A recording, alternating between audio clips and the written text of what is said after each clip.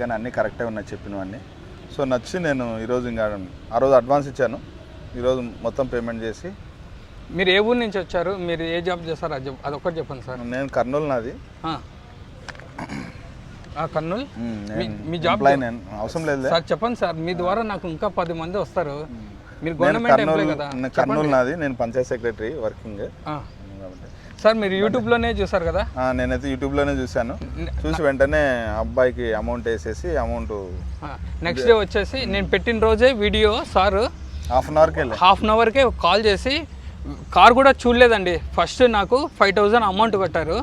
తర్వాత next day వచ్చేసి బండి కర్నూలు నుంచి వచ్చి బండి చూసుకున్నారు, షోరూమ్కి వెళ్ళారు, షోరూమ్ మొత్తం చెక్ చేసుకున్నారు, మళ్ళీ 50,000 పేమెంట్ ఇచ్చారు. తర్వాత ఇది ఎన్ఓసి కొద్దిగా ఇష్యూ ఉన్నింది, బ్యాంకీలో నుంచి తంబు పడిపోయింది. సార్ వాళ్ళని పిలిపించేసి బండి మొత్తం హ్యాండ్ ఓవర్ చేసేసాను వీళ్ళకి, సార్కి. ఏం సార్ షోరూంలో కానీ